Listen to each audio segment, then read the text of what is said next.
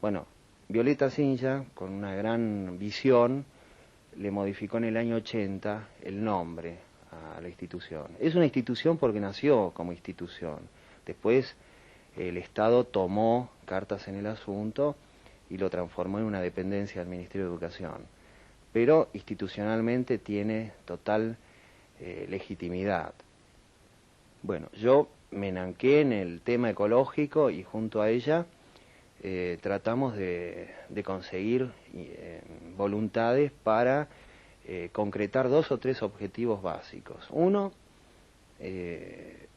preservar ese paisaje que Hudson describe y que aquí todavía, con gran fortuna para todos los argentinos, para todos los ciudadanos del mundo, todavía se insinúa, ¿no? La pampa, las ondulaciones, la casa natal, el arroyo, son 300 hectáreas. Bueno, hubo que pensar cómo hacer en un corto plazo para incorporar algunas de esas 300 hectáreas. Bueno, lo estamos haciendo. La otra fase importante, cómo usar a Hudson, de qué manera promoverlo, teniendo en cuenta que la lectura es tan difícil hoy, no solamente en la escuela, sino en la vida cotidiana para todos nosotros. Leemos revistas, leemos diarios, informes, pero es muy poco probable que nos sentemos con tranquilidad a leer un libro. Perdóname que te corte un poquito.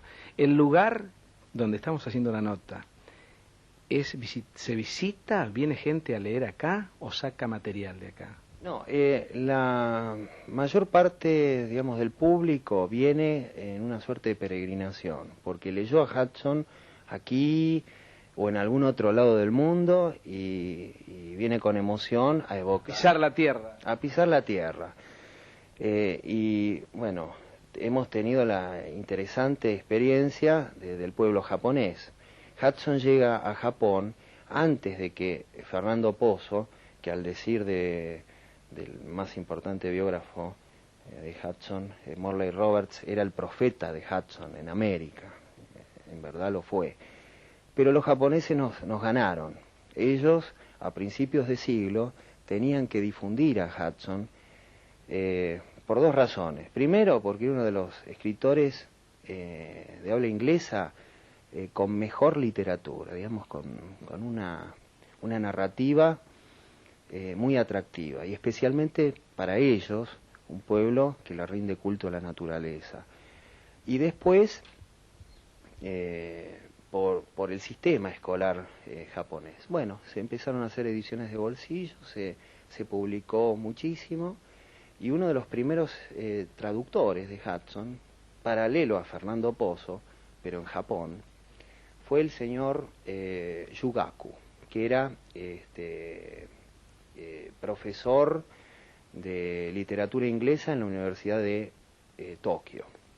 Va a tener el prólogo de uno de los más importantes hudsonianos que hay en el país, que es Juan Carlos Lombán, pero con una característica muy particular, porque él ya había hecho el prólogo, por ejemplo, de la importante traducción que publicó Rueda, pero acá va a tener una característica muy particular, que va a hablar, o mejor dicho, ya habla, porque ya existe, de cómo eran estos pagos en la época de Hudson, como decían algunos, de Hudson.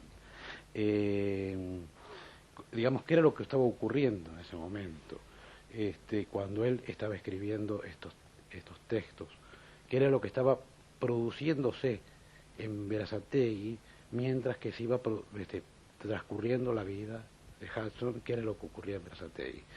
Y eso yo creo que le da una característica que como han dicho algunos grandes escritores, que conociendo nuestra pequeña aldea, a lo mejor conocemos un poquito mejor el universo. Gracias, Maneiro. A mí me impresiona mucho lo que decís de los que no están y los que están, ¿no? Qué importante la trascendencia del arte y la cultura a través de los muertos y los vivos, que hacen seguir viviendo, hablando de la historia y conociendo lo que fue, pero con los que están. ¿No, Ana María? Así es, así es. Estamos muy entusiasmados por eso Y a pesar de que ya llevamos unas cuantas lecturas del libro, ya lo hemos leído unas cuantas veces, corregido, mejorado, actualizado sobre todo en la terminología desde la traducción de Pozo, en el caso de Ricardo y yo, contentísimos con el prólogo que ha hecho Juan Carlos Lombán y las ilustraciones de Ludovico que nos ha costado seleccionar y que, bueno, lo hicimos con él.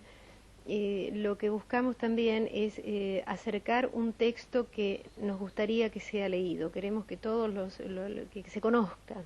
Apuntamos también a eso, no solamente a hacer una edición discreta, que nos guste, que tenga cierto nivel en su presentación gráfica, sino que vamos a impulsar junto con la presentación el conocimiento de Hudson. Nos interesa que se conozca su obra, su carácter de naturalista, que está tan puesta en vigencia en la actualidad, pero sobre todo que fue un precursor, ¿no? Ya lo han dicho otros antes que nosotros. Les agradezco a los dos. ¿Y qué les parece si vamos en busca del artista, de nuestro amigo Ludovico Pérez? Fantástico. Este dibujo habla de los alrededores, del matadero, de cómo vivían las personas, que se hacían su rancho con adobe, con su techo de junco o de cañas, y lo singular era que los cercos, para hacer una división entre otras, eran toda osamenta de animales, todas cabezas así, que después le crecían pastos, enredaderas. Era un poco macabro todo esto, ¿no? Pero la visión de él no escapa a nada. Es muy descriptivo y muy, digamos, muy verídico, ¿no? Muy real.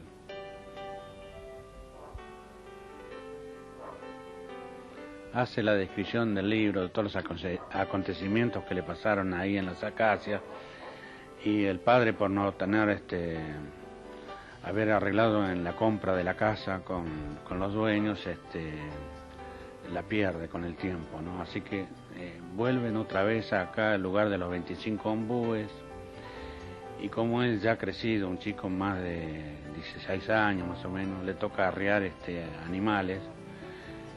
Y bueno, le toma una tormenta y él desde ese entonces se enferma bastante y lo arrastra por casi toda su vida, ¿no? A pesar de que tuvo una vida larga, siempre padeció de todos estos acontecimientos que le pasaron en su juventud, en la forma de vivir. Y en este capítulo, que es el último del libro, él describe cómo recibían a las visitas, a los vecinos o a aquella persona que estaba de paso de un lado a otro. Siempre era bien recibido. Aquí un español que pasaba por esos lugares, después de la cena, se reunían para charlar. El hombre era músico y era guitarrista y tocaba la guitarra muy distinta a lo que tocaban los payadores. Incluso hablaba de ellos y nos contaba de cómo Sarasate, que se dedicó al violín en sus últimos años, compuso muchas piezas para guitarra, para él desconocida y para toda la familia, que eran un encanto y una belleza muy singular.